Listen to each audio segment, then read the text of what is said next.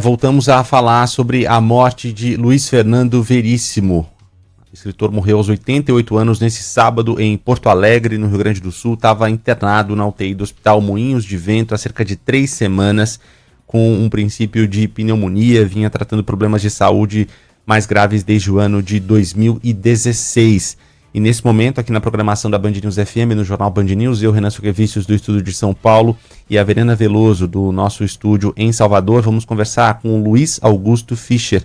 Ele é escritor e professor de literatura brasileira da Universidade Federal do Rio Grande do Sul. Professor, muito obrigado por nos atender nessa manhã de sábado, por ter essa conversa aqui com a gente, ainda que seja um motivo bastante triste, né, a partida de Luiz Fernando Veríssimo, mas eu queria que o senhor nos ajudasse a construir um panorama da importância desse artista para a nossa cultura. Estava lendo algumas coisas aqui agora há pouco, e é bom falar com o senhor aí direto de Porto Alegre, porque a gente está falando de um artista muito identificado com o Rio Grande do Sul. E ele que sempre morou na casa que herdou no bairro Petrópolis. Eu queria que o senhor trouxesse um pouco desse sabor, dessa coisa local do Rio Grande do Sul, dessa figura inserida em Porto Alegre, para depois a gente falar do artista no âmbito nacional, enfim, da importância dele para a literatura e para a imprensa brasileira de maneira geral. Bom dia. Bom dia. Sim, essa coisa porto-alegrense dele é muito marcante porque, em parte, ele seguiu uma prática que o pai dele teve, né? O Érico foi um sujeito que fez sucesso já a partir do final dos anos 1930, um sucesso nacional. Teria tido boas chances de morar no Rio de Janeiro, né, que era, enfim, a cidade mais importante naquele momento. Era cobrado por isso, mas sempre dizia que preferia ficar em Porto Alegre. E o Luiz Fernando parecido também, né, sempre teve muita identificação com a cidade, como Colorado, né, como Internacional, clube para o qual eu também torço. E sempre foi um comentador das coisas da cidade. O Luiz Fernando sempre foi um cara muito atento ao varejo da vida na cidade, assim, atividades culturais, lançamentos, mobilizações em favor de uma coisa, de uma causa justa, etc. Sempre a gente podia contar com ele, ligava para ele, alguém ligava, ele se prestava solidariedade, vinha junto e tal. Sempre foi um cara muito, muito forte para nós. E isso significa também um pouco que com a morte dele a gente se despede também do Érico, né? O Érico morreu faz 50 anos já, mas de certa maneira assim, essa continuidade entre o Luiz Fernando e o seu pai nos deixava um pouco assim contemporâneos de todo o século XX, digamos, né? E agora se foi o homem. Professor, eu queria saber como é que o senhor avalia o legado literário de Luiz Fernando Veríssimo, especialmente a contribuição dele para a crônica e para o humor aqui de todo o país. Quais as vertentes da obra do Luiz Fernando ficam aí de mais marcantes, mais influentes para as próximas gerações, na opinião do senhor? Ele era meio um artista renascentista, assim, né? Porque ele era músico, né? Mesmo já maduro, ele retomou a ligação dele com o saxofone, tocou, gravou discos, fez shows e tal, né? Foi um desenhista importante, embora ele se declarasse sempre muito modestamente como alguém que apenas se valia de traços para transmitir ideias, né? Mas ele tinha séries impressionantes, a série da Família Brasil, a série das Cobras, né? Então, estamos falando tudo isso ainda fora da literatura. Então, se pensar na literatura, bom, ele foi um cronista de primeiríssimo time no Brasil, em toda a história do Brasil. Foi um contista também de grande qualidade. Escreveu, sei lá, acho que 8 romances. Escreveu para a TV, né? Ele desenvolveu personagens para o Jô Soares. Aliás, criou e desenvolveu personagens. Então, isso era um cara realmente, assim, o legado dele é impressionante, não dá para medir ainda, né? Agora que a gente vai começar a fazer essa mensuração para ter uma ideia assim, do alcance dele. Deve ter publicado mais de uma centena de títulos de livros, né? Entre livros originais e coletâneas. Isso, circulou em tudo que era parte, enfim, realmente é um cara de um tamanho tão grande que parece invisível, assim, né? Durante o tempo em que ele produziu. É uma definição ótima essa, é tão grande que parece ser invisível. E eu queria abordar com o senhor agora, falando mais da literatura. A gente está falando de um artista que tem como matéria-prima a palavra, né? O senhor falou da música, falou do cartoon, que tem uma transmissão de ideias, claro, mas nesse trabalho na escrita mesmo, na lida da escrita. E eu acho que tem uma coisa muito particular da obra dele, o senhor estava falando da quantidade, estou vendo aqui informações, mais de 80 títulos publicados. E ele teve uma imersão importante também nos jornais, né, quando o jornal impresso tinha uma importância muito grande no país, uma aderência no dia a dia das pessoas, e a gente está falando também de uma participação, de uma presença dos textos dele na televisão, né, Comédia da Vida Privada, que teve também uma existência na TV Globo, em outras participações também. É algo bastante louvável você conseguir fazer essa comunicação popular, e era uma coisa que ele conseguiu atingir nessa carreira, né? Uma maneira de medir a força dele é a seguinte: se a gente fosse pensar assim, quais foram os públicos que ele alcançou, né? Porque é isso, um pouco o artista, a gente tem que saber quanto ele agradou, a quantas pessoas ele chegou, né? Então pensa só, nos jornais diários, né, aqui em São Paulo, no Rio, ele tinha o leitor, digamos, o leitor comum, né, o cara que estava interessado em saber notícia do futebol e tal, e passava pela crônica dele.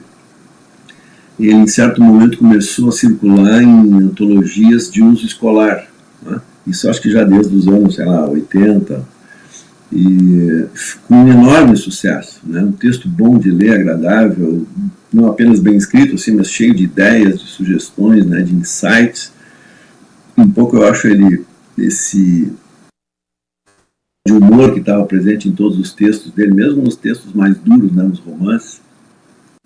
Mas eu queria lembrar também o seguinte, vocês certamente lembram, né, quando o Fernando Henrique foi presidente, o Luiz Fernando fazia uma série de crônicas em que ele abordava diretamente a figura do Fernando Henrique, comparava o Fernando Henrique presidente com o Fernando Henrique pensador, intelectual, cobrava, né, com coerência, fazia algumas ironias sobre isso, e o Fernando Henrique respondia.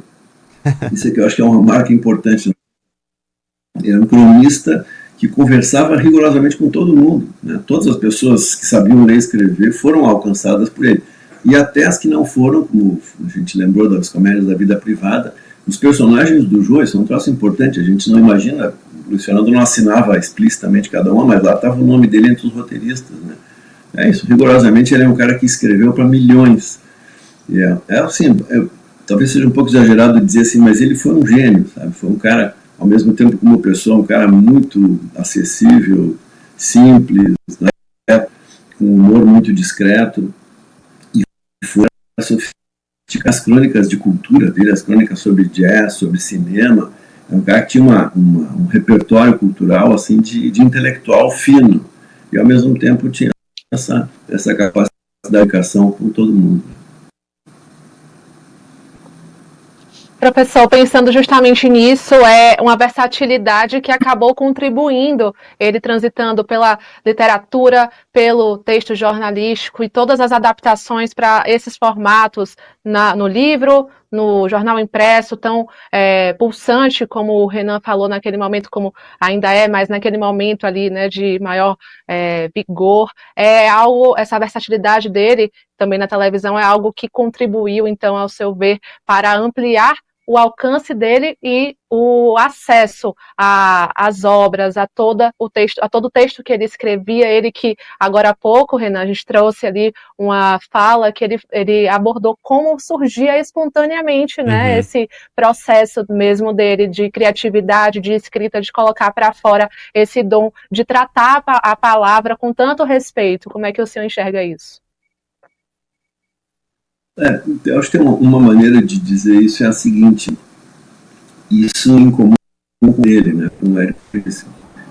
Ele era um escritor que escrevia para ser lido, ele não escrevia para brilhar, para as pessoas olharem o texto dele e dizer, olha que frase bonita e tal, né?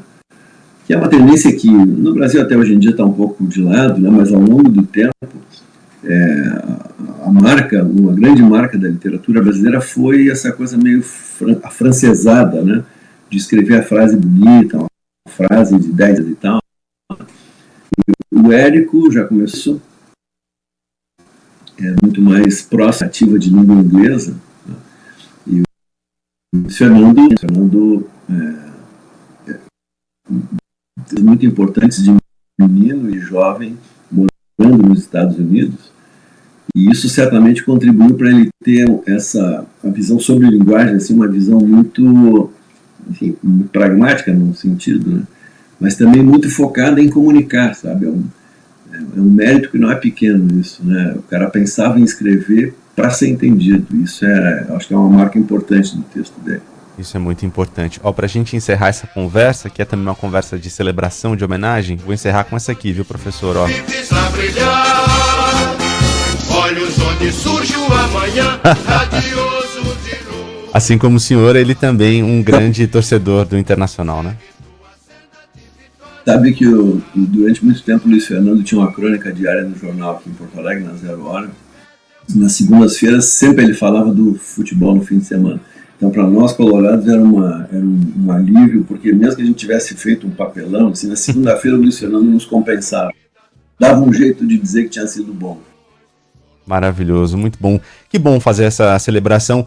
Para a gente encerrar mesmo, que o nosso tempo está estourado, como o senhor é um especialista, enfim, alguém que acompanha, escritor e professor de literatura brasileira da Universidade Federal do Rio Grande do Sul, por uma pessoa que nunca leu nada do Veríssimo, o que o senhor recomenda de começo para agora? Puxa vida, eu ia dizer qualquer um, assim, mas nas antologias que se usam na escola,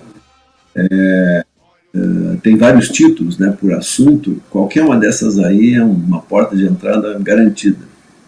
Perfeito, muito bem, muito bem. Ouvimos aqui na programação da Band News FM, Luiz Augusto Fischer, escritor e professor de literatura brasileira da Universidade Federal do Rio Grande do Sul.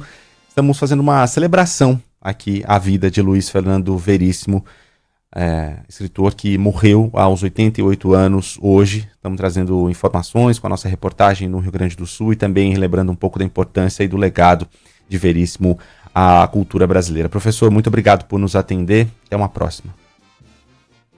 Até uma próxima. Obrigado.